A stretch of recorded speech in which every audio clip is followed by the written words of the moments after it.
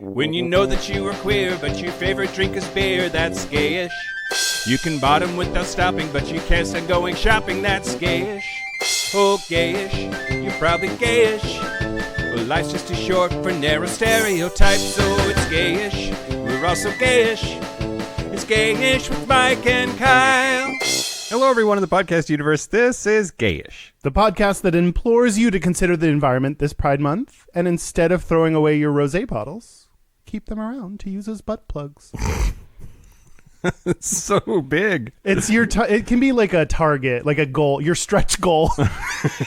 I'm Mike Johnson. I'm Kyle Getz. We're here to bridge the gap between sexuality and actuality, and today we're going to talk about the totally comfortable and not at all controversial topic of people of color. Yeah, we are. Hey, Kyle. Hey, Mike. Time is real weird. Yeah. Yeah. My own voice scared me. Great. Yeah, we actually recorded the episode already. We've said this a couple of times recently. I don't know how much people care about how we make the podcast. Yeah.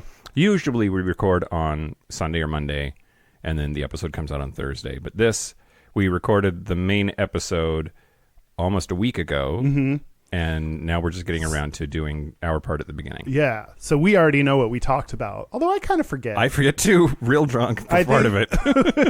I think if I remember correctly, I was very insightful. Yeah. Yeah. So you're welcome, everybody. Yep, exactly. Hopefully the first, this has been a requested topic. Many people have sent in. We're glad we're talking about it. Not going to be the last time we talk about race. But we did want to bring in, especially for Pride, a lot of guests from all over the LGBT spectrum, and we'll keep having more racial conversations. It doesn't sound like what I want it to sound like. We're going to have more conversations about race in the future. But I was really nervous and reluctant to do this episode when we first came up with the idea, because I didn't want to seem like we were pandering or like we were...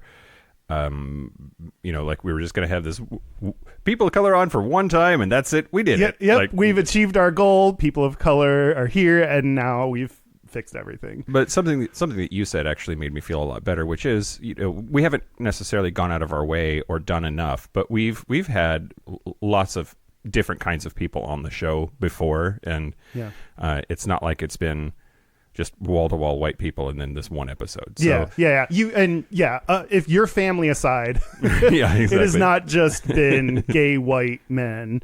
Well, actually, I mean, your family is mostly straight. So, of our guests, we've actually had when I looked back on it, pretty big variety in terms, like in all different parts of the LGBT world. So, I think this is the most, like, we sat down with our guests beforehand. I mean, we do that with a lot of people to like figure out the topic, but I feel like a lot of it was like, help us not fuck this up. Help us do this right. We're trying to do this right. We want to do this in a way that's useful and a conversation. And so at least, we're trying to think about it, and hopefully that comes across, and hopefully we all learn something. Yep.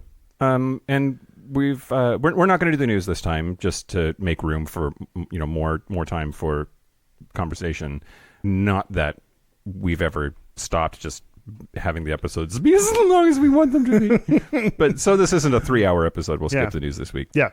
But first, I want to say thank you to a couple of our patrons. Don't you dare, Mike. You looked at me with your eyes and face that said you want to make a comment. Yep.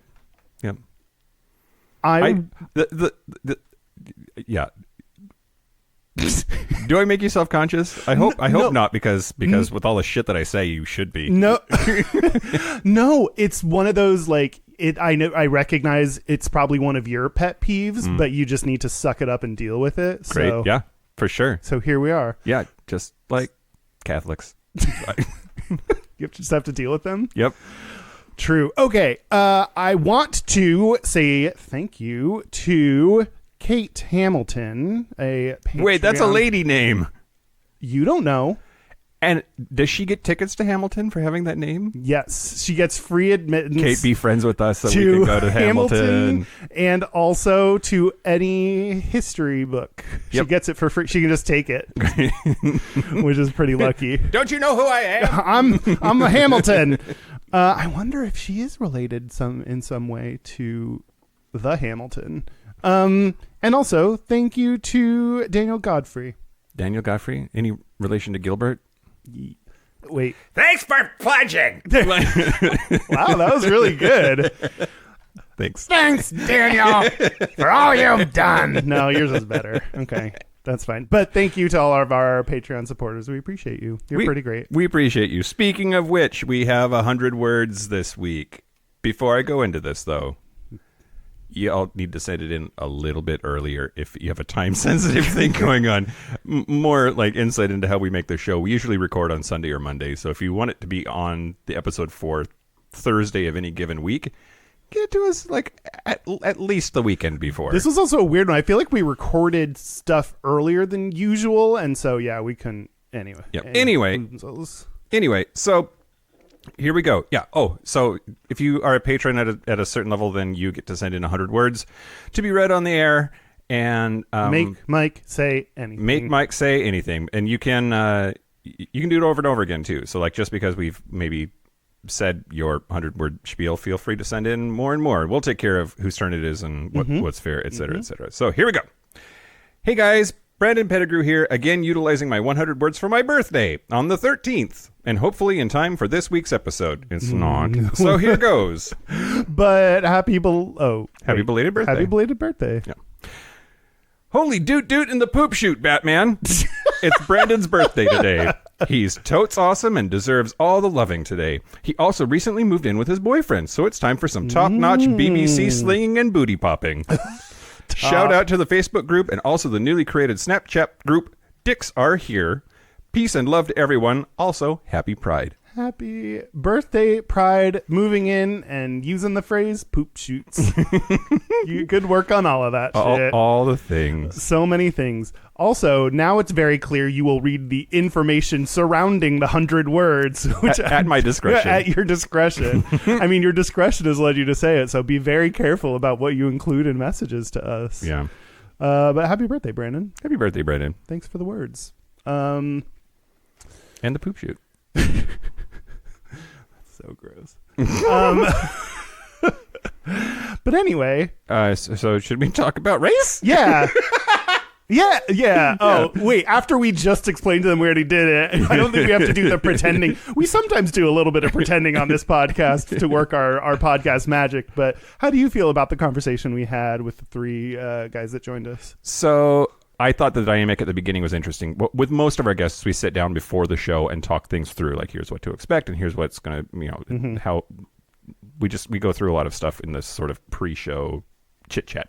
And it was really clear that a lot of things were a way bigger deal to us than they were to them, right? Because we're also friends with at least two out of the three. One's brand new to our social circuit, but so we're sort of casual and friends anyway, right?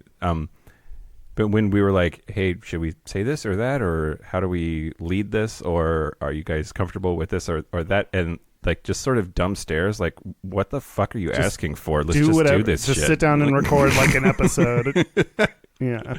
Right? So, but I mean, yeah, so we probably did overthink it, be overly worried and overly sensitive about it. But I'm at the same time, maybe that's what everyone could do when thinking about issues of race rather than not thinking about it enough, which is probably what most people do. So, yep. I think it's like a lot of things, the more discussions you have about race, about transgender issues, about non-binary issues, like the more you talk about it, disability issues, the more you figure out how to say it and become less awkward in saying it. And so I like that we're having a lot of guests on for this Pride Month. So, partly just we and hopefully our listeners can learn about these things and become more comfortable talking about them and comfortable in the wording and not feel like you have to tiptoe around things. Because if there's anything we've been trying to do, it's that like, let's just say shit. Like let's just say it instead of ignoring it or trying to be overly PC about it. Yep. Absolutely. There's also we don't speak for all gay people, so it's totally unreasonable to expect a person of color to speak for all people of color, much less their specific color, right? Yeah. And so just, I guess I wanted to put up front, in case we didn't talk about it in the episode, because it's been long enough to go now, I don't really remember, plus the whole drunk thing. These are 3 people of color. They don't represent all people of color, and they're just representing their own views, and I really appreciate a lot of the things that they had to say. Yeah, totally. So we're going to take a break, and when we come back, we will have Xander Hurley, Jake Leon-Guerrero, and Kevin Toovey on to talk about this stuff. Yeah. Should we take a break? Let's take a break. Let's take a break. Race break. This is the part where Mike and Kyle take a break. So are we back? We're back. We're back. We're here with these guys. We're here with some people. Okay, do we want to maybe go around the circle and have y'all give us a quick introduction, starting with Xander? Okay, I'm Xander. I am a trans man from Atlanta, Georgia, and I've lived in Seattle for about 5 years now. And how did you meet us? I fangirled through a friend and met Mike I met him at Queer Bar Trivia, where I lost. What was the topic? Really bad. There wasn't a topic. It wasn't one of the themed a ones. theme night. Yeah, there wasn't a theme night. You just lost it general knowledge? Just lost in general knowledge. Okay, great. Yeah. Well, Kyle came to 30 Rock Trivia one night and will not go back because we didn't win. He's real mad. Well, okay, there's a thing about being forgetful where I've watched it like probably 8 times total all the way through, but still it's like, yeah, that one episode where they talk about a lot of stuff. Anyway. Welcome, Xander. Thank you. Jake? My name is Jake. I am a cis gay male because, like the fast food people, you'll probably be inclined to call me ma'am via voice. And so I have been living in Seattle for 3 years, and I met Mike and Kyle through mutual friends and gaming. And I think that's all. Cool. I don't do trivia night because I'm not that smart. I did it the once and it didn't work, so I hear you. I mean, it's at a gay bar, and like sometimes we need help with the your bailiwick. You know what I mean? JK, the only time I did trivia night, I actually won. So Okay. This is all you need to know about Jake. I'm smart. Right there. Great. Yeah, before we even started the show, Jake's like, can you edit me to sound stupid? Because he's not. He's super not. It's my superpower, pretending to be dumb. And Kevin. Hi, I'm Kevin. I'm 31 and single. What else? I've been in Seattle for about 12 years now, and I organize the local Pride Parade. Like the parade, like the parade, the entire yes. thing. When you say like, I just want to make people know, like the Pride Parade in Seattle. Yes, if you come to Seattle and there's a really big Pride Parade, I'm the weird person behind it. Well, welcome everyone. We're very excited to have you on to talk about your perspective. So we talk about gay stereotypes on the show. A lot of people assume that that gay people are the gay white stereotypes, or at least that's my perception of it. So I'm curious to get your take on, are there other stereotypes that are out there that apply specifically to LGBT people of color? That was a really deep one to start. Sorry. Let's start with, do you have any puppies? No. I fucking hate dogs. Oh, that's right. I don't. I love dogs. But you're a cat person. Cats, yeah. That's one of the things only I because don't I like about big you. dogs. And I don't want to live in an apartment with a big dog. Okay, so first of all, this one tells me, asked me about my cat who died earlier this year. We're getting off to a great foot when I'm like, anyone... Do you want to talk? Clearly, Kyle is petist.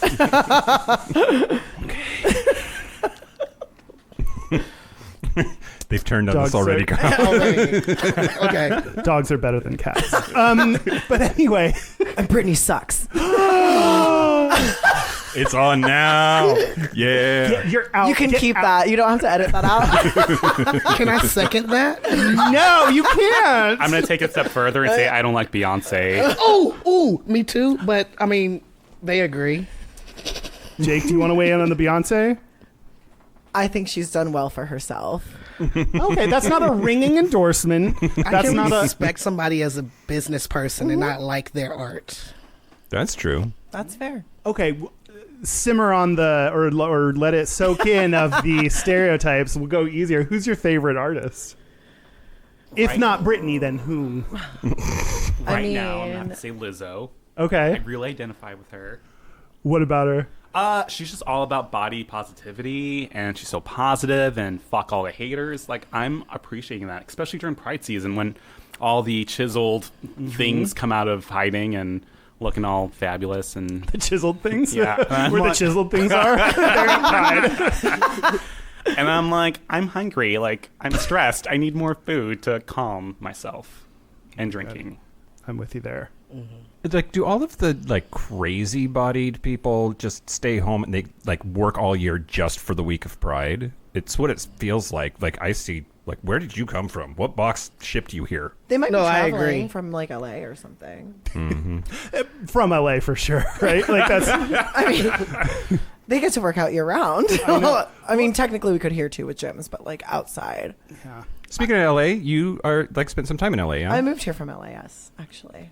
I liked it a lot. I like Seattle a lot. I love both cities for different reasons. But I do think that, ironically, LA was more welcoming. Yeah. Especially to people of color. Yeah, so... Oh wait, tell us Seattle's about that. What's secretly racist? Oh, okay. Secretly. Yeah, Like, they secretly. will act like they love you in public, but when it's one person, one-on-one, they're like, oh, yeah, but... They'll vote for you to have your rights, but they really don't want to give it to you. Not at all. What are the if But they're will they give it to you? But they'll give it to you. Wait. They know They the wanna right look thing to good. do. give what to you? What are you talking? I'm talking about dicks. fuck She's talking about dicks. They'll fuck you. Great. And they'll fuck you. Okay.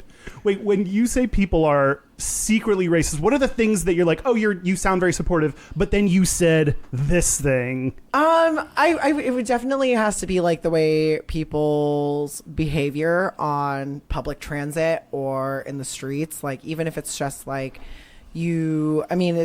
Seattle's a completely transient city, so a lot of people have backpacks or bags that they carry themselves.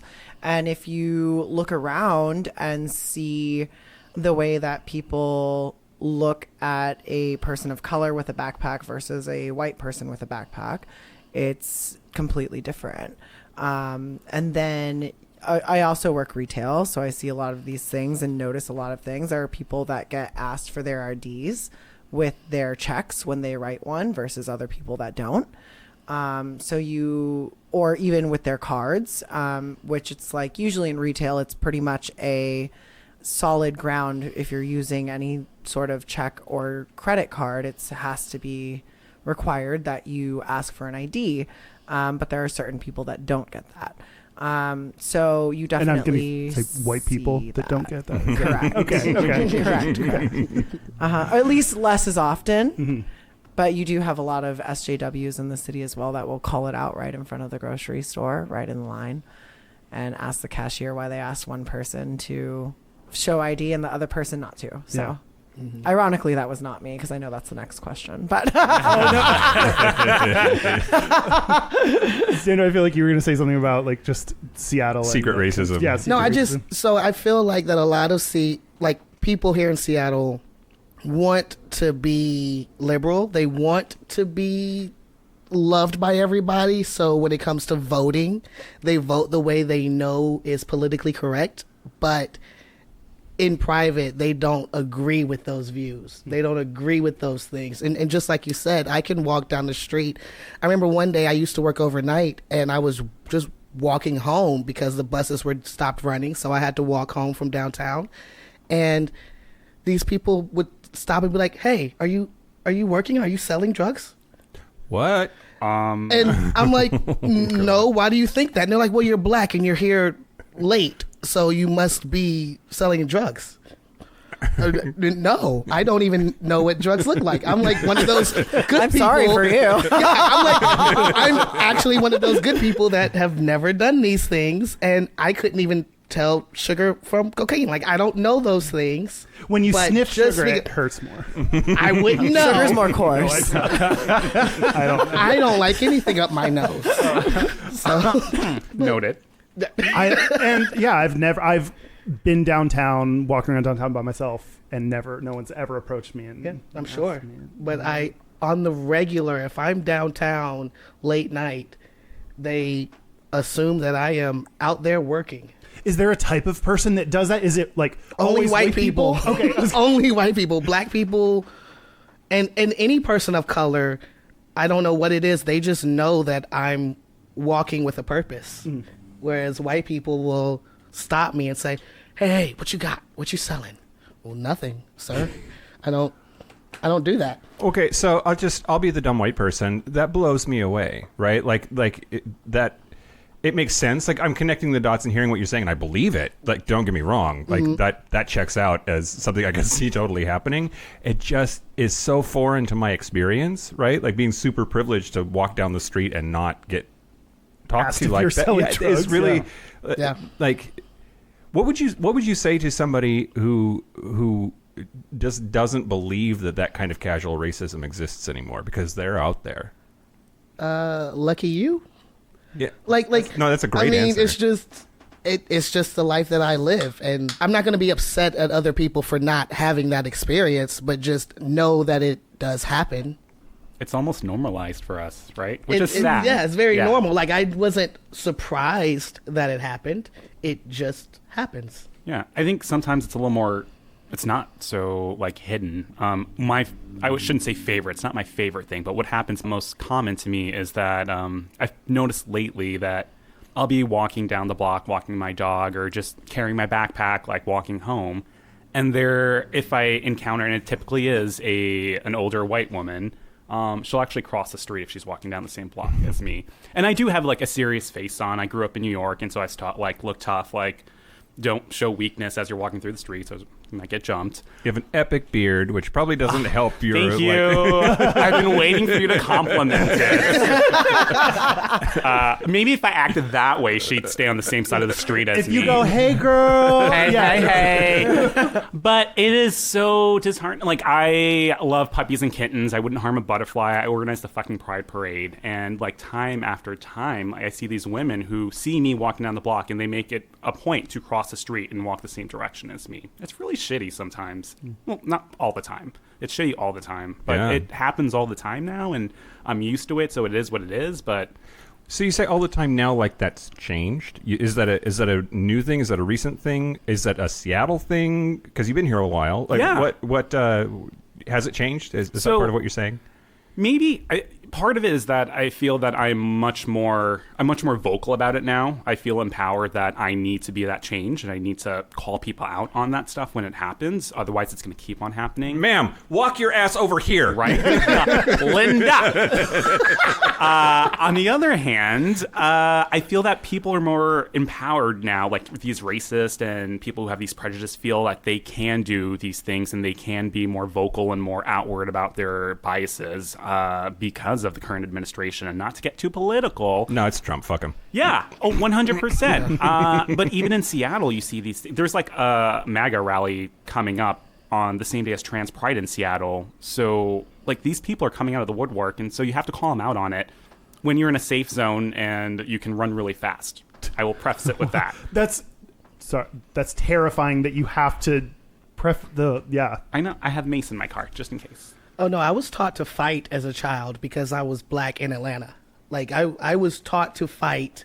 And even as a little girl, which, I mean, I was, my mother and father made sure I was put into Taekwondo, and I knew kickboxing, and I knew how to change my own tire, and all these things. And their whole reasoning was, you're black and you cannot be less than amazing. And it was only because I was black. It wasn't because they wanted great things for me. It was because we want you to be safe and come home every day. Yeah. I want to hug you. The image of a 65-year-old MAGA hat wearing white trash fucker getting his ass kicked by a black little girl really makes me happy. What are other things? So, obviously growing up, I didn't have to be taught, do this because of your color. Are there other things that you grew up learning specifically because you're a person of color? So one story that I wanted to share in relation to the racism and everything and being a POC is one. I remember a couple years ago I was out with two close friends. I was the third, and one of my friends was talking about this gentleman that we saw across from us, and he's an attractive, white, muscular guy, and he's talking about how... Was it me? Moving forward.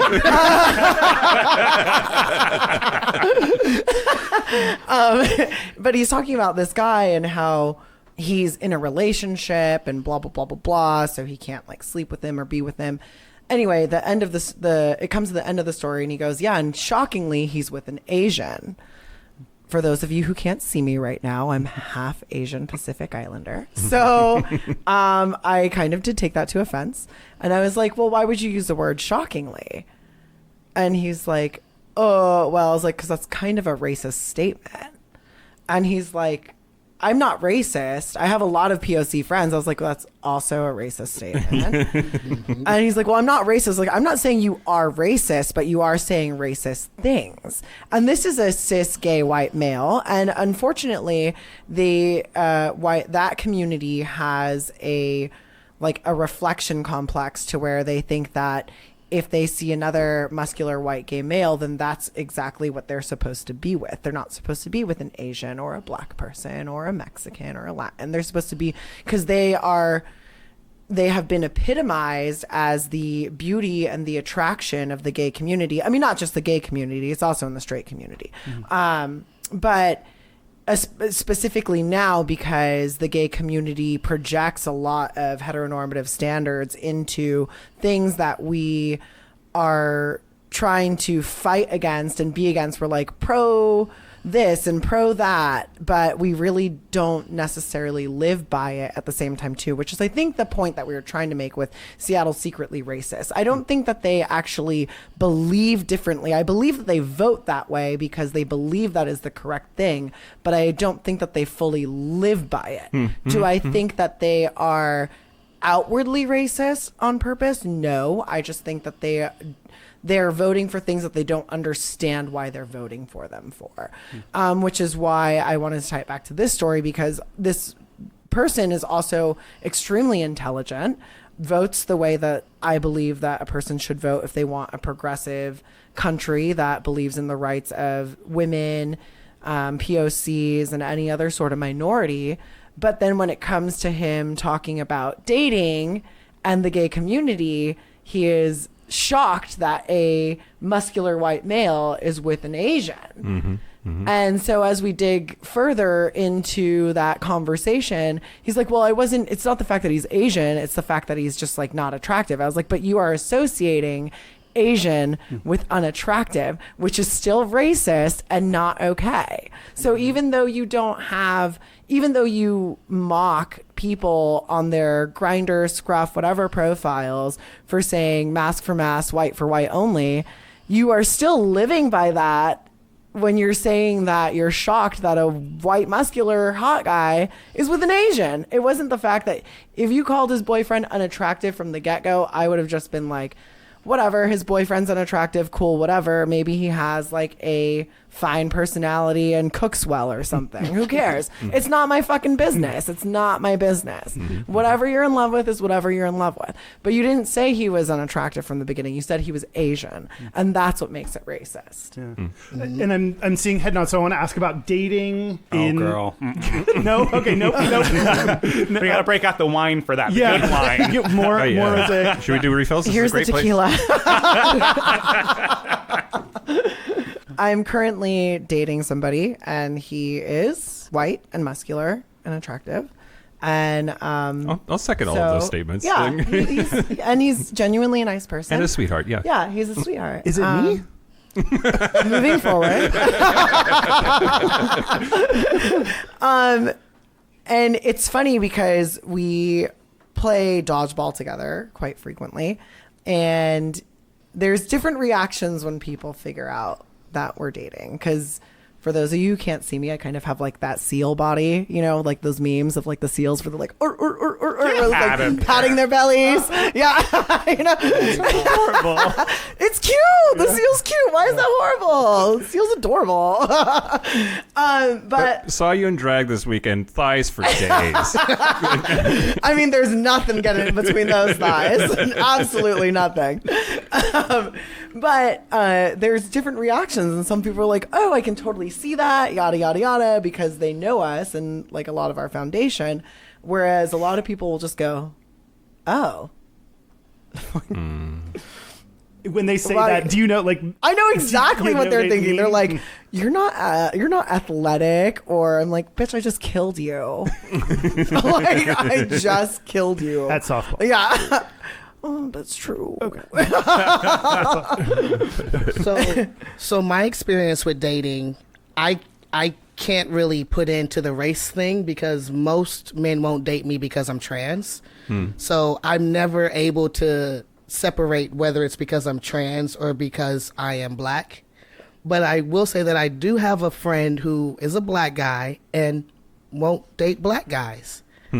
And there's even that bit of, and as to piggyback off what you were saying, Jake, it's not mal-hearted racism. It is unintentional.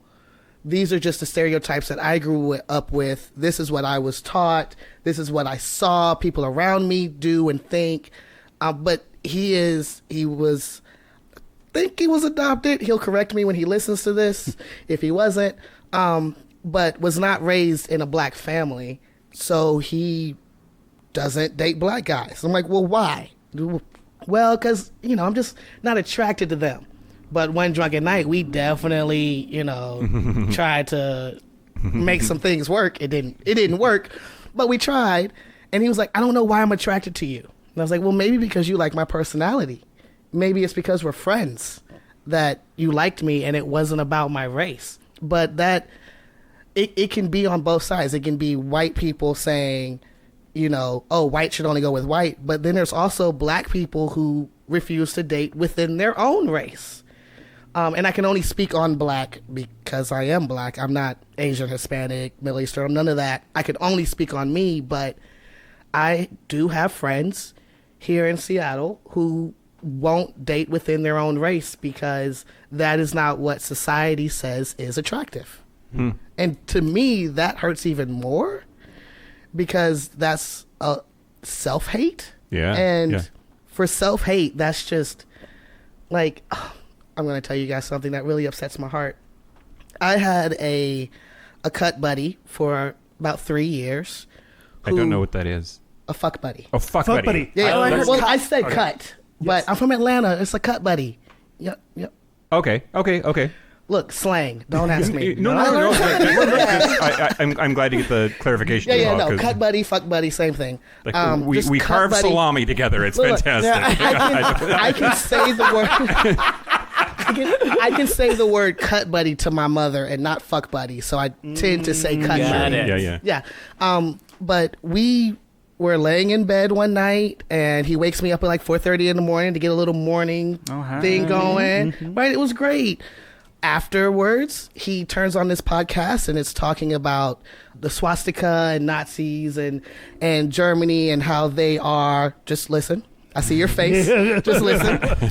And I'm kind of zoning out because, again, I say it's like 4:30 in the morning and I'm trying to go back to sleep. And I like kind of wake up to him giggling. And I'm like, what's funny? And he's like, I'm such a bad person. I'm like, well, what's bad? He's like, well, I love to hear the phrase, gas the Jews. What? Excuse me. You are a physically stereotypical black man. You are the type of black man that people would make fun of. And you like that term? He's like, well, yeah, they deserved it. You want to talk about self-hate? Quit while you're behind. Holy shit. I had to get him out of my house so quickly. And he tried to kiss me as I was kicking him out the house. But that type of self-hate is very prevalent here in Seattle. And we don't like to talk about it. But us not talking about it kind of makes it worse. And I've tried to speak to him afterwards about it when we, weren't naked and in my bed. He doesn't want to talk about it. But to me, that just shows something wrong within him. There's nothing wrong within me for thinking the Holocaust is a bad thing. I'm sorry, that's a lie. For knowing the Holocaust is a bad thing. Bingo. Right? But he is somebody who 50 years ago would have some of the worst hate ever. Yeah. And it's sad to see that. And so racism isn't always from the white side to the black side. It's not always from the black side to the white side, or the Asian to the Hispanic. It's not always that way. Sometimes it is internal. So how would you respond to my redneck ass family in Eastern Washington say to each other, well, they're just as racist as we are, as an excuse? Like, do you have a response to that? Like, have you heard of that as a justification? But it's not a justification. Right, no, it isn't. But that would be my response. Like, just because something is true doesn't make it okay. It is true that when I'm drunk I can't walk straight, but that's not okay. Like, I should always be in control of myself. You know what I'm saying? Like, I should always... This took a weird turn. I'm just saying, I should always be able to be really in control. Real here for me. But I should be able to be in control of myself. So just because something is true doesn't make it okay. yeah. All right, Kevin, we got some wine in you. Talk about your dating life. Your dating life. So I have a confession. When I first moved here, I dated a gay Republican. Wow. Yes. Like a log cabin Republican. Yeah. Was it Aaron Schock? No. Not my proudest moment. And that was tough because at first you fall in love with the personality, right? And you find an amazing person, and we're going to classes together, and we had some mutual classes, and then hung out all the time in the dorms, and so you naturally start to like this person, and then you hear them say things and see them do things and make comments watching TV, and you're like, wait a minute, that's not an okay thing to say. And so super supportive and loving of me at the time, but you're probably one of the good ones. Thank you. Yeah. It just when the first moment he put on Fox News in front of me, that should have been the red flag. And he would get really vocal and passionate about politics and just say really outwardly racist things, and then I catch him on and say fuck you, that's not okay. He's like, oh no, well, I didn't mean you. It was a long time ago, but that taught me a lot, and I feel bad for him now at the end of the day. I'm out and proud, and I think I made a really good name for myself, and I'm living my true authentic life, and he's still kind of hanging out in the closet, he's not out to everyone. I still bump into him sometimes in the local bars, and it's just really sad to see him in the state that he's in, and I'm living my life. So I just like everyone else who's racist, keep your repressed selves to yourselves, and we're gonna keep on living and fighting. I'm curious to get when we're talking about dating, not talking about fucking. So I've, of course, cannot experience the no blacks, no Asians on Grindr. So I know of that existing, but I'm curious, and not just Grindr, you can expand that too, but I'm curious to get if anyone's had an actual experience that either they want to share, or kind of what your take is to kind of ground it in reality for someone like me. It's actually no fat, no femmes, no Asians. No. Oh shit! I did exclude all the right people. How dare you? Your gay card's revoked. Your white cis gay card revoked. No, I've bumped into that a few times, and it's one of those things, again, normalized. I see it and I'm like, all right, block. I don't want to deal with this person. I don't feel like being a social justice warrior today. I'm just over it. But is that a decision you have to make? You have to kind of decide, am I going to block this person? Am I going to try to talk to this person? And I feel, in my experience, and guys, jump in and correct me if I'm wrong, there's no talking sense into someone like that. If they're bold enough to put that on their profile, you're not going to get anywhere in conversation. And that might be wrong of me. You should always be open to conversation. But if it's on Grindr, sorry, I'm not wasting the time. I'm on there for a purpose. You're not getting me any closer to accomplishing that goal. So block. Yeah. That being said, there are guys who I've messaged before and will say something sorry, kind of looking for a white dude tonight, or sorry, not into brown guys, or not into Indian guys. And I feel like the app portion of it makes them more empowered to say those things, and it's pretty shitty. Again, like I feel mostly like a confident person until you get one of those messages and you're like, fuck, like I could like be the most accomplished person in the world, but the color of my skin is always going to hold me back from just even fucking a random stranger off the internet. Until they figure out you're accomplished. Yeah. Well, Wait, say more about that.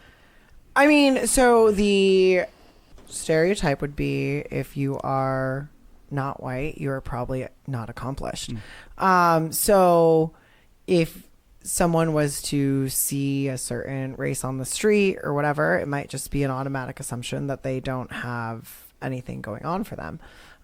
So I think that within the community, once you actually figure out like, oh, this person has a good job, they work for Google, T-Mobile, Amazon, any of like the 3 main headquarters that are here, then that's when it's like, oh, well, this person might have something going on for them. So like once they start to learn about you and realize, oh my gosh, this is a smart He's person, not a typical hardworking, POC. then they might actually change their tune on the racism. Yeah. I also find that it's easier, like you said, the app makes people more willing to do and say things that they wouldn't normally do. Whereas if you meet them out in person, one, they're not going to say it. And two, if they do, when you talk to them about it, they are more receptive about hearing your side. But if we're just messaging online, then I never have to hear your side. You just don't want to hear the truth. People are really fucking brave behind their keyboard and their steering wheel. 100%. Oh, that e-confidence is amazing. I It's love so that good. term. I've never heard that. Yeah, e-confidence. It's like you can say whatever you want online because I may not run into this person. However, there have been times where I've called people out and be like, oh yeah, you're that motherfucker that didn't do whatever or said this in your profile. And they're Especially like, here. The community is actually so small here. It's really easy to see somebody. there's like 5 bars here, boo. Yeah, you're like, oh, you're the one that did that over there. And they're like, oops, my bad. Like, I no. didn't mean it. Oh, but you did. You did. So there are things e-confidence I feel like can, in at least on the apps, it has done me well because I can, like, normally I won't walk up to someone and be like, so I'm going to want you to choke me, fuck me really hard, and then, like, but on an app, I'll be like, here's all the shit I'm into. So I feel like could be some good things about that, like, agreement that we're going to talk about things you can normally talk about, but it's shitty that there's also that downside, especially for people of color. That Oh, sure. For sure. I mean, I think the most clever thing that I saw on an app was slanty eye, no reply. Oh, God. It's good at first grade rhyming. I was going to say only points as it rhymes. But that's, Did you message them? Absolutely not. That's not like you were saying. And it's not only when someone is on and apps were never my favorite thing. Mike and Kyle knew that. Like Yeah. I was pretty much off them most of the time, and then I'd be like, whatever. Nothing's working right now anyway. I might as well download an app. But it's just it gets tiresome. It's not fun. It's not exciting to go through profiles and see people, even if I'm not black. They could be into Asians or Mexicans or Middle Easterns or whatever, but for me, if you have no blacks in your profile, I'm not turned on by any means whatsoever. Not even fucking black, but it's so disgusting and like poor behavior that people think that, okay, great, I get it. It's a preference. You are correct. It is a preference. It's a racist ass fucking preference though. Like no matter if you want to leave the racist word out of it, sure, I will agree with you. It's a preference. It's a racist preference because you are basing that preference off of race. So it's fucking racist. So all y'all out there listening right now, if you have that in your profiles, take that shit fucking out because it's fucking nasty. or just stop listening to us because we don't necessarily want you. Well, so I have a question. Do you think that it's just as disgusting when they say, like, when a white person says, only looking for big black cock? Like, cause I hate, because it's not race, but me being trans, I hate when people have on their profiles, only looking for FTMs, because then I feel like a fetish and not like a human being. And here's the thing. When you have a preference, you can like not respond to that message. You don't have to put it on your profile. When people message me, if I'm not into them, then I'll either say I'm not into you or just won't respond. But I'm not putting it on my profile. Hey, I'm into this, this, and this, because I mean, I know what I'm into. So if somebody messages me, one, that makes me feel good because somebody thought I was cute. And two, I can just ignore it. I felt like for a long time that I was alone in thinking that somebody, no matter what race they are, saying that they're only into a certain race is just as bad as saying I'm not into a certain race. No, I've had people ask me to wear a Chinaman's hat in bed. I'm like, I'm not even fucking Chinese. Like, I have so many questions. that's equally as liable. I was like, what? First of all, I said hello. I nowhere near alluded to that or any sort of sexual connotation. Second, I'm not Chinese. Like, the fact that you see me in my profile pic and is like, oh yeah, some sort of Asian. Were you wear a Chinaman hat for me? No, like absolutely not. And I get the whole fetishization thing, whereas like people only want a certain race is also a kind of racism as well. In the space of profiles and all of that, why is ethnicity or race even a thing that you can put on your profile, right? Like if Grindr was to say tomorrow, race is not a field on your profile anymore, what would the reaction be, and would that be a good move on their part? I would say yes, it would be a good move on their part. The fact that you can, and I think most of the apps, so whether it be Scruff, Grindr, and all the other random ones out there, you can filter or search by race. Yeah. You can set up a specific parameter to include or exclude based on race, and it only serves to continue that system of oppression and further drive racism. So yeah, I'd be totally in favor of saying fuck it, delete that. Of course, that would cut into the revenue stream, so they wouldn't dare do that, but I would totally support that decision. Wait, why would it? You just mean because racists would be like, fuck this, I'm out? Oh yeah, you would jump ship to something that that I guess you're comfortable using, or that furthers your cause, or what you're looking for, unless everyone came together and said, oh no, we're all gonna do it together, which I feel like would never happen. Always try to stay positive, but I feel like none of the apps would ever say that, because at the end of the day, they're in it for the revenue, right? Not to really drive relationships amongst the LGBT community. Sort of to Xander's point of like putting on there only looking for FTM, there might be that person that out there that thinks, okay, if I check I'm looking for a Latinx person tonight, and they filter on that's a positive thing, like it's positive racism or something. Is that like what do you? I just immediately saw like, Xander saying, I don't think those words go together. Well, like there's I think what Mike is trying to ask is like, in that person's mind, that they see it as like a positive, as if like if someone was saying I'm only into black people, which makes me a really great person because I'm only into black people, and they're typically not idolized. Yeah, that's kind of the question that you're phrasing. Yeah? Like if you make a joke about Chinese people being good at math, like Right. it's not okay because that's sort of complimentary, right? Right. Like, but they might think it is, or like that excuses it or justifies it. Yes, but it doesn't. Yeah. Right? Because then you expect me to fit into that stereotype. Because you know what? I'm not good at sports. And Gas. I'm I get it. still black. Like, it's okay. On the flip side, I've learned that if you're a Chinese man, you wear hats and you're good at math. Specifically, like the Raiden hats from Mortal Kombat was the one that I was asked to wear. That's so bad. FYI, that they was got down to that level of specificity with you? well. I mean, they said a Chinaman hat, didn't actually and I know was that. like, "What kind of Chinaman?" hat? Because I wanted to The know, Mortal like, Kombat I kind, wanted to know, hello. like, what type of motherfucker is asking me to do this Yeah. right now? And he's like, "You know those rice picking hats," and I was like, Oh, no. Did he at least have the hat? Were you expected to Or provide did your I own have to buy it myself? Well, we didn't get that far because it was not something that I was about to Hey. to endorse or be whatever you want to be into. If your Chinese boyfriend volunteers to wear a Chinaman hat, as you call it, during your sexual escapades, cool, that's fine. But for me, not even being Chinese and being asked to wear a Chinaman hat and sandals on top of that, but that's just blatantly racist. If you change your mind, Amazon Prime has 2-hour delivery in Seattle. We'll get it right over here. Right there. I am like kind of now going into this weird, unrelated direction of like, I would fuck Scorpion. I was just going to would ask fuck Jake, which Venom. Mortal Kombat character would you? Katana.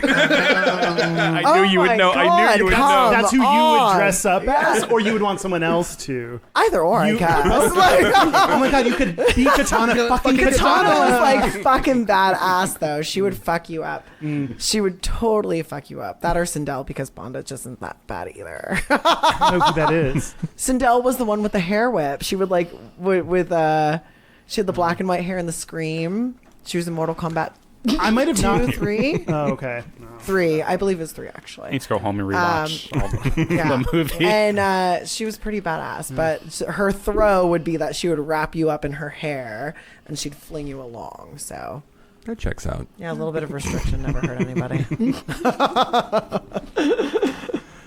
Yes, Kyle. Are y'all ready to?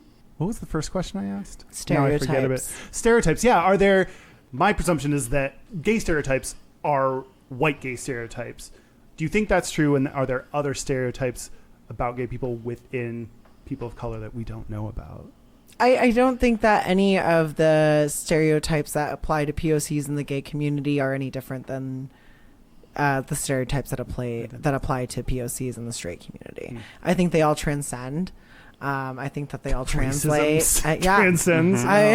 they all like translate into the same thing because unfortunately, in our community, we do use the same like white heteronormative standards to base what gay people are. So even though we're this community that's about supporting each other and loving each other and not being racist and not being sexist, we actually really are, because we specifically say no femmes, no fat, no Asians, but we're like, yeah, pro women, you should be able to abort, and pro women this, pro women that, women's march, I'm here. But as soon as someone has a voice like mine, you're automatically stereotyped into a femme thing, and it's not okay to be that in the gay community because you need to be white and masculine. You don't need to be. I obviously am not deepening my voice or pretending to be anything else. But in our community, it's actually extremely sad how much we support these politics in one way, but we don't portray it in our own community. It's still a negative in our own community because we should be men, we should be white, we should be whatever you want to whatever we're fighting against is actually the things that we're trying to promote within our own community, and it's quite upsetting, to be frank. But you know, it's also, I guess, within each subgroup you have a subgroup, but people don't understand that because when you're at the top of the subgroup, you don't have to worry about it. For the record, I love your voice. I do too. And I was actually having this conversation with a friend today. It's amazing how many people in the LGBTQ community, especially cis white gay men, believe that they're exempt somehow from being racist because they're gay or they're not transphobic. It's just trans people are this way, or women, lesbians, or have these stereotypes that happen to always be true. And it just drives me crazy because you're gay doesn't exempt you from that. Like, you still have those racist, misogynistic, transphobic thoughts. It's real, and you are those things.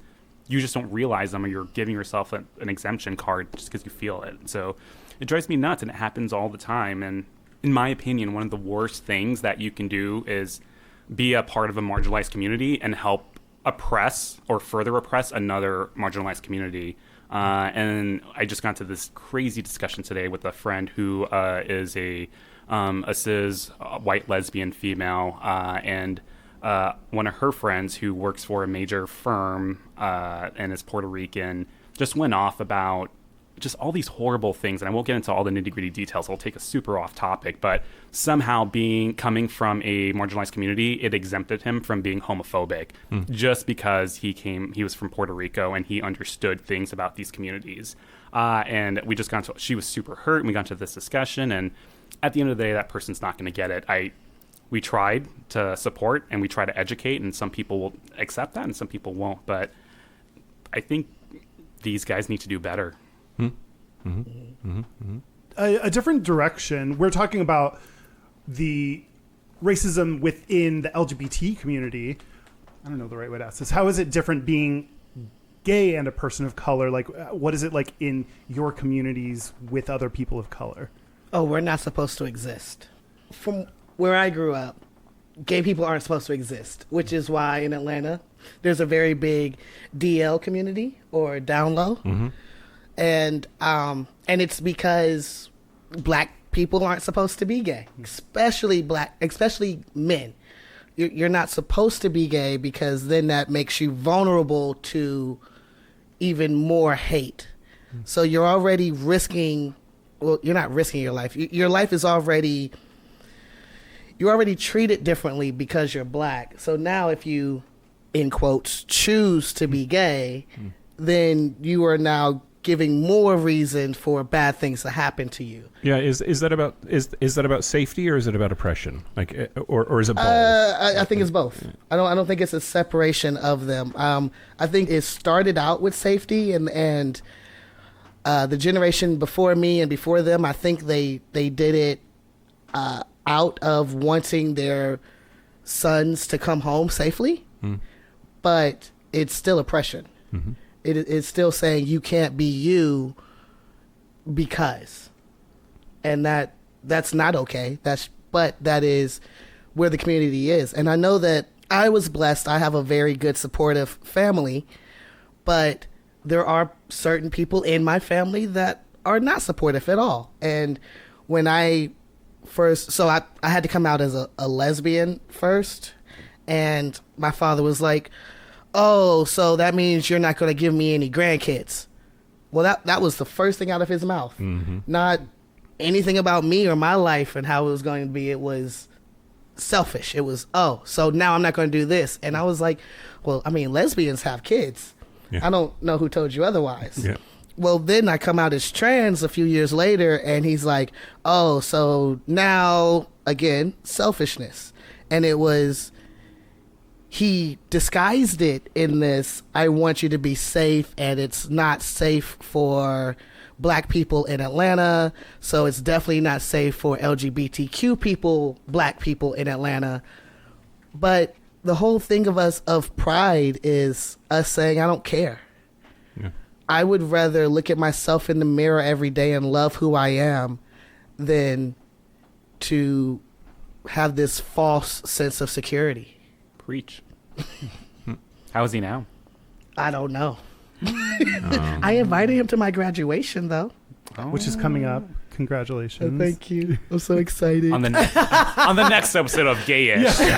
Graduation. I mean, Kevin, to what you were saying before of like, to have someone have any kind of minority status and then not support other minorities, to me is so confounding. Silly, stupid, fucked up. Yep. So like, so I'm, the only minority status I have is gay, so I don't have the person of color side. So, to me, it's very confusing when a person of color, straight, cis person of color, is also homophobic, transphobic. I don't know. It's just confusing and disappointing that I feel like we should be able to learn from the rights that all the different minorities fight for along the way of like, shouldn't we be able to learn from those? So I'm curious, that's my take as a white male, but I mean, what's your take? Yeah, I mean, I think the same norms apply where whether you're gay or straight, you still have those same thoughts, and you'd hope that if, as someone who felt discrimination, kind of experienced the same thing as other marginalized communities, like you'd know better and feel better and act better. But the truth is, people don't. And similar to your story, when I was before I even came out, I had an aunt who obviously knew, could pick up the signs before my mom did, apparently. And she would hint things at me like, hey, like, I set you up on a date with one of my friends' daughter just to get a reaction out of me. And I was young and stupid and fell into that trap so quickly.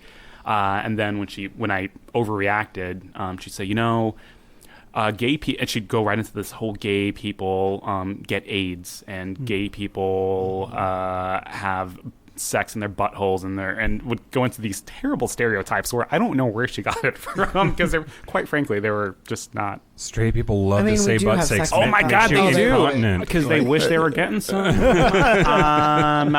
And it was one thing after the other, and I didn't know any better at the time, and I was young and naive, and I just was like, oh my God, like, what am I doing with my life? I know I'm gay, but I didn't come out, and are these terrible things really going to happen? And she really pushed me further in the closet, so that really sucked as a youth to have to go through that. But that's the everyday reality of living in a POC community. You're being oppressed by that white cis male community, and you're also sometimes being oppressed by your own family and your friends and the POC community. And we need to, I don't know what the solution is, but I do know that it sucks. Even to the point where they don't know that they're doing it. So family member by marriage would often, when we're watching things on TV, go, oh, look at that sissy. Look, you did it, saying these things. And I'm sitting there in the corner, 12, 13 years old, like, oh, I definitely can't come out to you because you're obviously going to hate me. And I don't think it was done on purpose, but it was done. And when you're youth and queer, you hear it all. Yeah, that's something that straight people really, really need to know, and I don't think that they do. If you're queer of any stripe, growing up, you hang on to every single word you hear from the people that are in your life, and it affects you in dramatic ways. And just be careful what you say to your kids. Yeah. Even going to church and hearing the random sermons, and you're like, oh, they're talking to me, and then you think the preacher is looking at you in the eyes, and you're just like, oh, I'm going to go to hell, and this and that. And then you grow up and you're like, I love me though. Yeah. Like I love me today, and that's way more important than what somebody else's opinion of me is. Yeah, and that's huge. That's awesome. That's pride. Oh, that was so cheesy. No. Cheers to As you, long as you friend. recognize that. I didn't mean it to be, but then when it came out, I was like, ugh, I hate myself for that one. No, it's true though. You get not everyone gets to that point, but some of us get to a point where you're like, fuck everyone and their opinions, and fuck your family, and fuck like whoever can't get with who you truly are. Like, fuck them. Cut that negativity out of your life because you don't need it. And most of the time I find that they aren't fully happy with their lives. Yeah. So like the one person in my family that is the most homophobic to me, I have been told that he has been seen around gay clubs in Atlanta. Yes. Oh my God. Great. Not surprised. Yeah, Right. exactly. And it's like, And as a torso. and you're just like, Has been seen headless on Grindr. Seen headless on profiles. yes. And so you're like, no wonder you hate me so much. And it's all jealousy. It's because I am living my life and I am okay with that. And you feel like you can't. So now you hate me.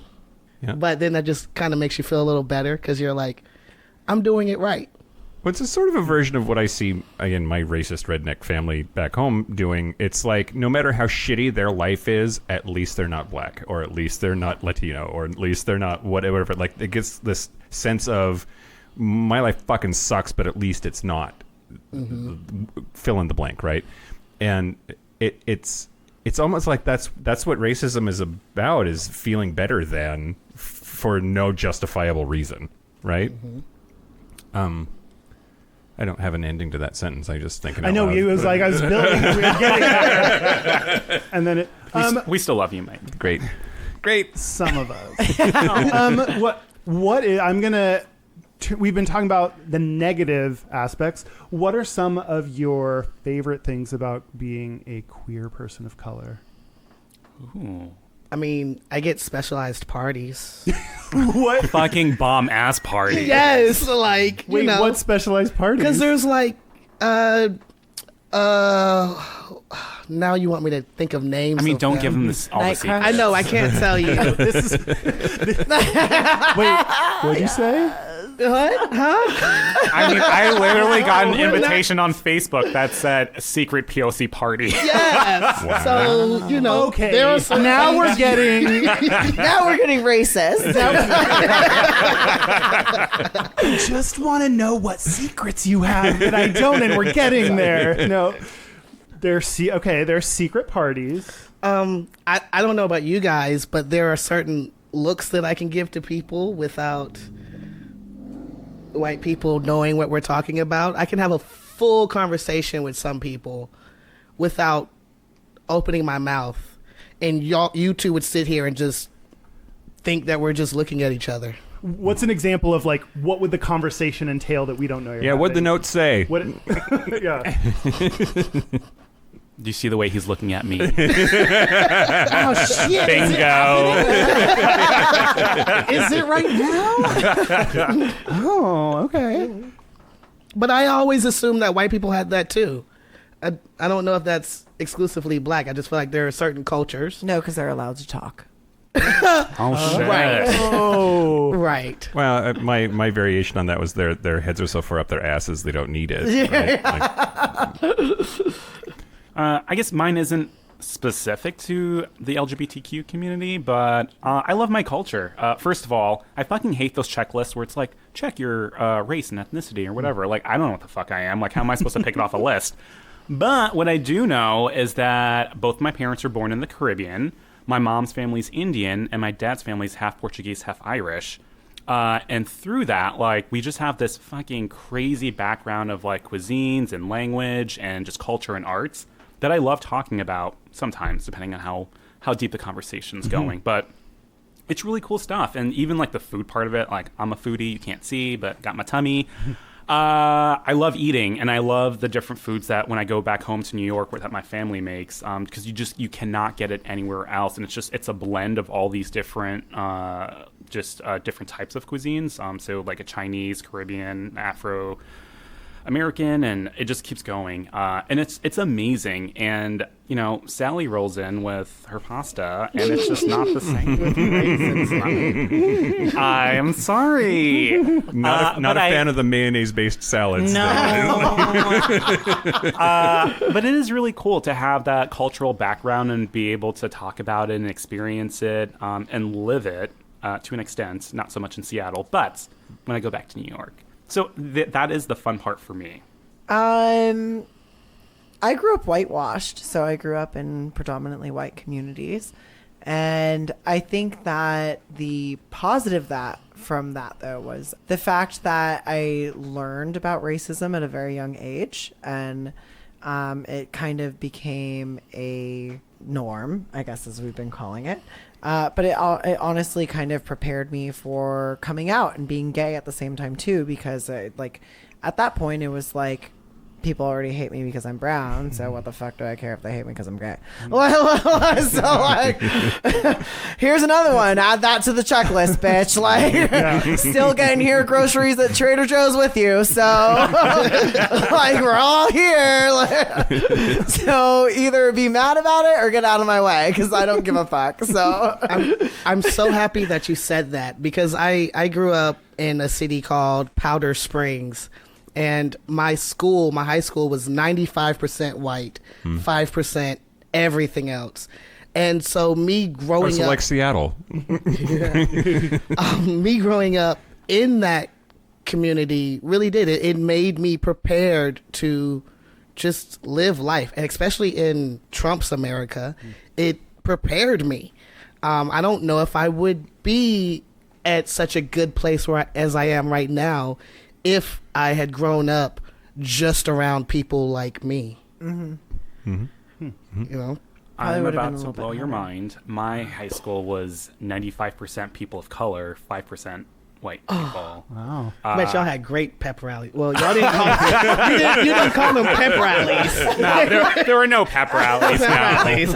No. Again, blowing my mind. No pep rallies? No pep rallies. No. Probably They didn't just- have a golf team. Nothing. No. We still had a golf team. I mean, to continue blowing your minds, the terrible part about it was we would have to get there. First of all, the school is built for 4,000 people, or built for 2,000. We had over 4,000 students enrolled in our New York City high school. Every morning we put our book bags through x-ray machines and walk through metal detectors, like TSA style. Wow. So it was crazy, but it was super fucking fun. I loved it. Like, I don't want to say you don't experience racism in New York. It's definitely there, but it's just not as common as it is in Seattle. And so you're truly amongst, like, you know, people who are from all different parts of the world. And it is true. It's a melting pot of the country and of the world. But it was a really good time. And I learned a lot when I moved here to Seattle. Seattle's a large town. We call it a city. It's a large town. Yeah. It is just a large it's a town. large town. And I don't mean that in a condescending way. It's not like ripping the city away from you. Well, I'm It not. has a very city landscape. But in retrospect, we still have like less than 1 million people living in Seattle. Oh yeah, yeah. And it's like when majority of that is white, the mentality here is very progressive, which I appreciate. The execution is a lot different when you're not living it day by day. You're doing it to do the right thing. The right things are done here, that's for sure. But the people of Seattle don't live that every day. Do any of us know the percentage of transplants versus Seattleites? I mean, the joke is that Dan, nobody's from research here. that later when you hear this, because I know you will, and then tell us. The joke is here in Seattle. You ask somebody where are you from. If they say Seattle, like you ask them like, but for real, from where before that, right? Yeah. Like that nobody's from here. It's not true. I know lots of people that were born and raised here, but it feels like there's a lot of transplants here. I mean, the real question should be pre-Amazon explosion or post-Amazon explosion. Yeah. Yeah. Well, so what you were talking about before, Jake, I think of Seattle as being like that 13-year-old boy that hit puberty and got gained got a foot taller over the summer and doesn't know what to do with all their weird limbs. Oh my God, I have so much. I can reach this now. Tell us more about your youth, Mike. I feel like I won't say it's more dangerous, but it's a different kind of dangerous to have people who believe they are progressive and liberal and not understand how racist they are. Like, to believe I am super liberal and I'm a white liberal and I support all these things politically, but then to not act on it, that's like almost a different kind of shittiness, because it's not just that you're racist, you're also believe that you're not, and believe you're actually super actively not racist. I mean, I think the thing to piggyback on that as like a positive, I think that if someone is already like voting in a sense to progress a community, even if they're unawareingly racist and not like living by it day by day, they'll probably be more open to the conversation about how they are unawareingly racist in comparison to someone that's just like, yeah, fuck N-bomb here. Yep. You know, like, so I do think that I, as much as I've been talking shit about Seattle being under the radar racist, I do think it comes from a lack of awareness versus an actual intent of racism. And I think that the intent to be progressive is there. And even if someone is unaware of it, they are more susceptible to being educated on why it is correct or why it is right or why they're voting that way. So I don't necessarily think it's that much of a negative thing. I just don't think that people are aware of it, which is still bad. Yeah. And I'm not like promoting. I'm just saying it's not as bad or like as digressive, I guess you could say, because at least the initiative is there, even if you don't understand why. Unless they're on Grindr, then fuck them and block them. Yeah. Unless they're on If there's Grindr. one message Kevin can get, it's fuck them and block them. Which I like that as the takeaway from this. This is a stupid question, but I'm going to ask it. Uh-oh. let's say that you're a white person and you want to do the liberal thing, and you want to do something. You want to do something about this fucked up shit that we're talking about. Is there an answer? Is there something that you can do? When you see it happening, speak up. Yeah. Truth. Okay. Yep. That's the biggest thing. I don't expect you to go out and find the problems. But when you are on the street and you see somebody being harassed, speak up. Because a lot of times... And you don't mean call the police because you're barbecuing. No, yeah, right? No. Oh, no. Let me sell my water. You speak up when you see me being harassed, because most of the time the people doing the harassing will listen to other white people before they will listen to us. So if I see you being harassed, I will try to speak up, and they're not going to listen to me.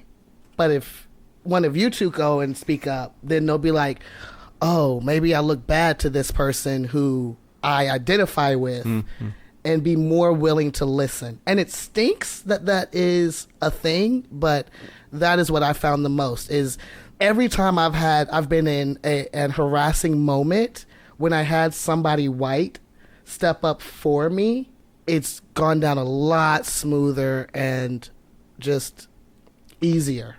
I've been able to just walk away from that moment instead of fighting or arguing, because anything that I say is just going to be me being whatever. Sensitive. Yes, sensitive. But if a white person steps up, then they're like, oh, I must be in the wrong. Silence, you're on the side of the oppressor. Yes. So I would say if you're unsure about something or if you're curious about something, maybe, and do this delicately, but if you have a friend that's a person of color, or of a resource where someone's maybe running a meeting or facilitating a seminar or something that's a person of color, ask people what they think and be open to that dialogue. In all of my free time, besides my day job in organizing Pride, I also sit on with another nonprofit that does support meetings for the LGBTQ community. And I remember this, there was a roundtable discussion of group leaders from different areas of the country, and we all got together trying to help each other solve problems. And there was one group in particular who was based out of the Midwest, and it was an older white cis gay male, and he couldn't understand why he was trying to reach the POC community to run his support meetings for them. And he couldn't understand why no one was coming to his meetings. And when I say no one, I mean he meant people of color. He really wanted to reach them, but they would never come. And so I started asking questions. What are you doing? How are you trying to reach them? Have you talked to anyone? And he would run his meetings out of an auxiliary room in a police department. Oh, great. In a neighborhood that had no bus service, immediately after 5 p.m. when most people were getting off of work. Yeah. And it wasn't out of some malintent. He truly was clueless, but he was open to the conversation. Yeah. And I took the time to politely explain why all of those decisions might be a really bad idea if your target community is people of color. Like every single decision you made is something that a person of color would not be comfortable with. Like we don't work 9-to-5 jobs. We typically take the bus or public transit. Sometimes we have kids, and I don't want to go to a fucking police station even as me, who I don't have a record, I haven't killed a butterfly ever in my life. I don't want to go to a police station. I'm uncomfortable around police officers. At the end of the day, I don't want to go to a police station for a support meeting to talk about being gay. That's the worst thing, the last thing I would do. So my point is, be open to conversations, seek opinion of others, appropriate conversations when you can, and just be open to listening to feedback from other people. Okay, speaking of being open to feedback from other people, we can include this or not. This is specifically for Xander. I think Mike said that you told him that you like the podcast, but we get some things wrong. Oh, shit. Oh, yeah. Do you want to tell us about what we get wrong or not? Up to you. So I was supposed to do homework and write down all the things that I remembered you guys did wrong, but I forgot to do that. Oh, okay, no. I'm uncomfortable. I'm not. Spill the tea. So the main one that I was talking about was your boobs episode, and I Okay. don't remember exactly what you guys were talking about, but it was when you were talking about binders. Oh, Yeah. okay. And yeah, I don't exactly remember what it was. It was something that wasn't. Any person that wants a binder will do the research and know that whatever the statement was wrong. That's why I don't remember exactly what it was, okay. because it was something so minute that it was like, that's funny, because it was just that type of. It wasn't. I mean, we definitely imply that there are trans guys out there that have no idea what they're doing and are doing dumb things with their boobs. Yes, right? yes, yes, And, yes. Like that's yes. And those things that's- were right with like duct taping and saran wrap. All that is wrong. There are plenty. All that is of, wrong, meaning don't do that. Yeah. Okay. Don't. No. There are binders out there that are like $30 a pop. Was it? I've heard people say Easy. I've heard people say they get multiple sports bras and wear those. I never did that because as a trans guy, I didn't want to buy a bra. So I bought something specific to me. And I also didn't buy it. I made them Christmas gifts from different family members. So I had different family members buy me 2 of each binder. That's really awesome. Because I didn't have the money. I was a full-time student, but I knew that I needed binders. So I talked to my mom and my uncle and was like, hey, I need these binders. They're $30 a piece. And I told them each to get me 2. And my mom, who overdoes everything, got me 4. But I know it was great. I loved it. I used them all. But I mean, there's so many different types of binders. You have to figure out what's best for you. If you have kind of a chubby stomach, don't get a half one. I have a full one that's almost like a straight up T-shirt, like an Under Armour type thing. But yeah. Well, yeah. If you hear you, Xander, or anyone else that is listening and hear us fuck something up, especially on issues that are people that we are not, send us a text message at 585. Wait, fuck. You always do this. 585-542-9474. Standard rates apply, and we are very open to those, and we'll give corrections. Wait, you Except forgot for someone, Melinda. though. If you're a white lady named Linda who's homophobic, Yes. So sorry, Don't Linda. need that Please kind of send us feedback. corrections. Oh wait, no, don't.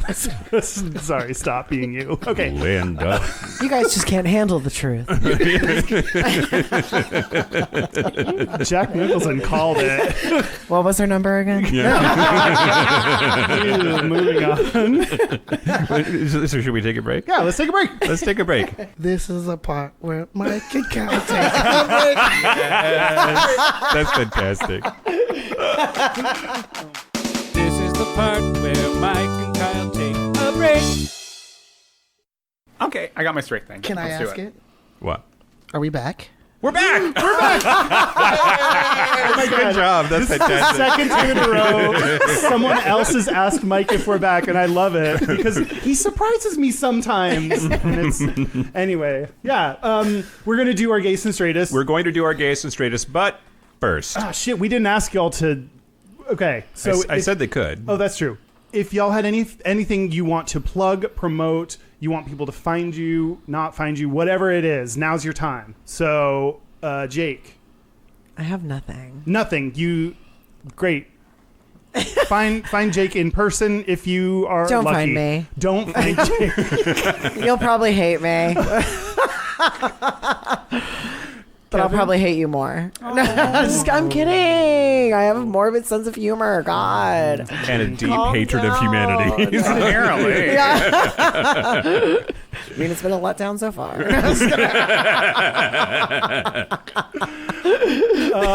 Cool, Kevin. Stalk me on Instagram _HeyKev. And we've talked about the Seattle Pride Parade. Oh yeah, I guess we and should- like all the. I guess we could talk about that too. Sure. So if you're in Seattle or nearby, Seattle Pride Parade, Sunday, June 30th, downtown Seattle, come find me. I'll be drunk in a corner crying. That doesn't really narrow it down. It's pride. Oh, I was going to say, that's my type.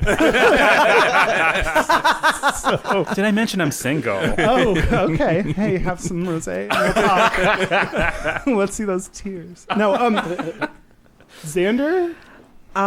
So I'm Xander with an X. If you want to find me, join the Facebook group and just go through all those people. And I'm pretty sure I'm the only Xander with an X. Also, to piggyback on your intro, I'm also 31 and single. Oh. Yes. So if anyone's looking to date, You we got know, a couple but- candidates going on here. But Right, don't right. tell me you're into trans guys because I will quickly block you. Okay. I'm into your personality. That will actually get you a conversation. Hashtag hints.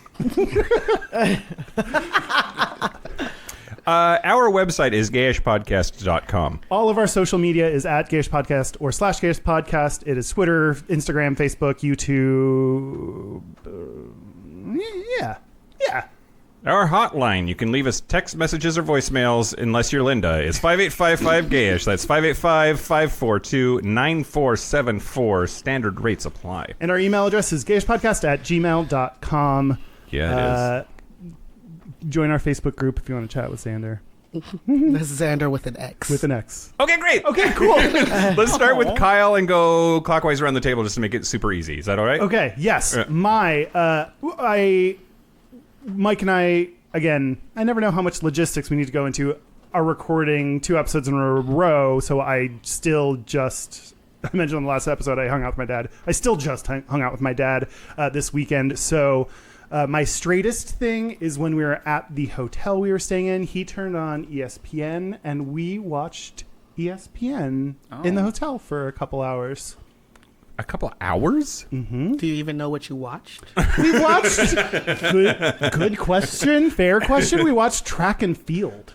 Oh. So you're watching the guys. What happened to be on was women's track and field, which is Oh. so far away from things I care about that I couldn't even He just likes any. He grew up as did pole vaulting, and he cares about it. Sorry. On the Facebook group, somebody posted this clip of this boy. It's football practice. They're doing like spring training or whatever, and he's not wearing shorts over his tights. He's just practicing in tights. Sweet Lord, that's worth it. Join the Facebook group for that.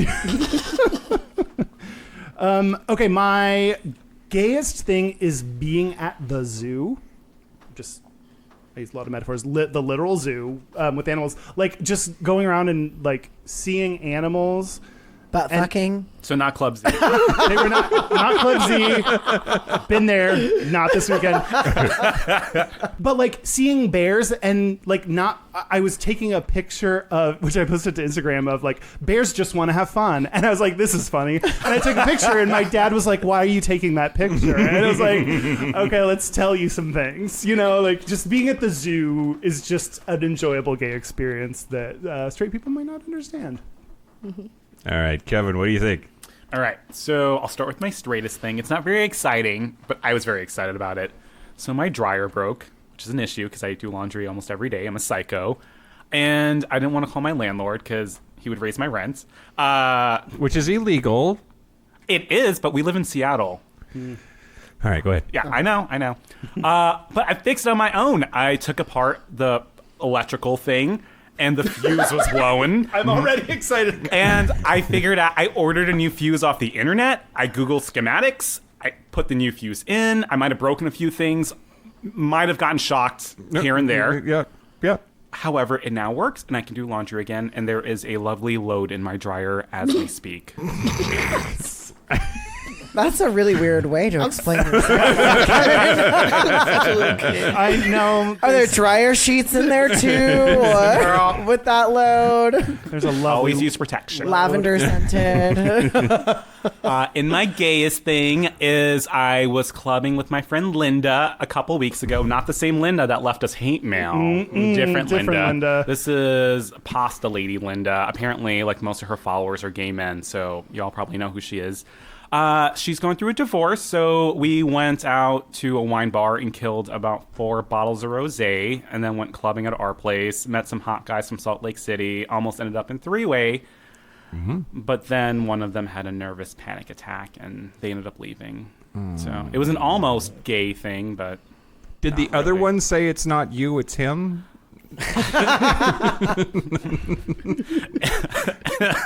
yes. Oh, goodness. Okay, Jake. Okay, my gayest thing. I hit a home run. Why is that the gayest? Because it was in gay softball. Yeah. And I feel like when we say straightest and gayest things, we automatically assume that is masculine and feminine. So I play sports and I hit a home run, and that is my gayest thing because I was playing gay softball with a whole bunch of homosexuals. My straightest thing this week was I sucked my boyfriend's dick, which a lot of straight females do. So more than gay males. So I mean, I didn't suck any dicks, and I'm real mad about it. So, yeah. Very sorry. Mike, let's go to our place. Art. And you were concerned about my tequila drinking. So the straightest thing about me this week, my neighbor Jeremy came over the other night and showed me a million Lil Dicky videos, which I did not know who this was. Anybody? The rapper. Yeah. The rapper Lil Dicky. I had no idea who this was. I only know now because No? Mike showed me several Lil Dicky videos.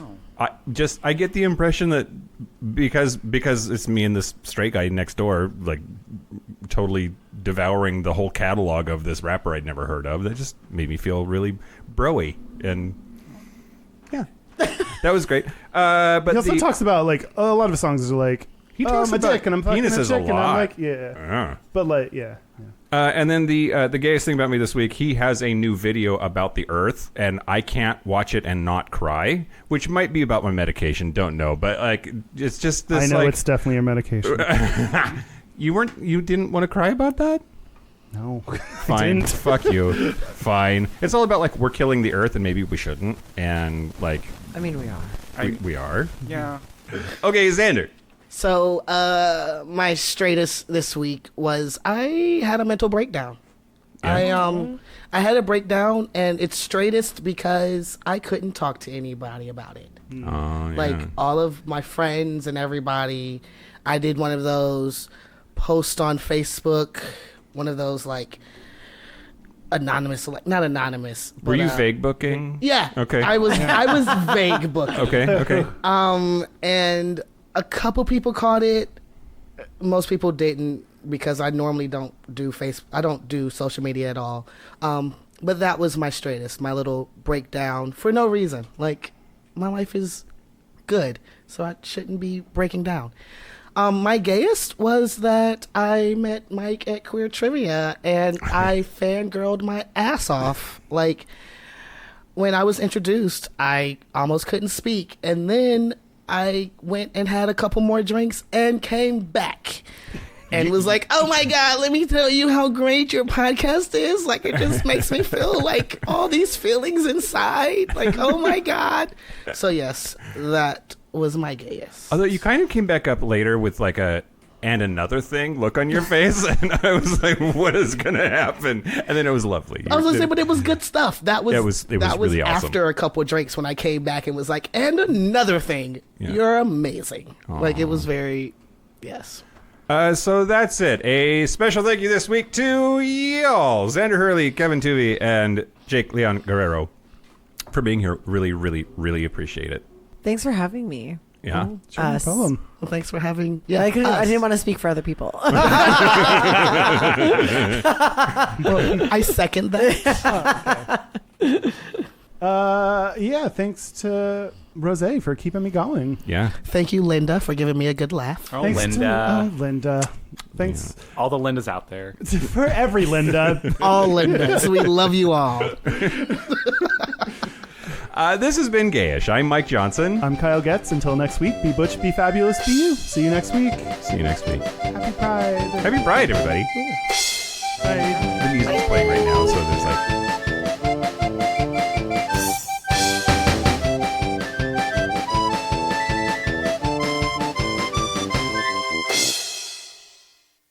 Mike, are you ready? We're waiting on me then, apparently, and half of Kevin. So then it's- Okay. Yeah, shut up. YouTube, but I can't tell you to shut up. I don't know you well enough. Oh. Okay, shut up.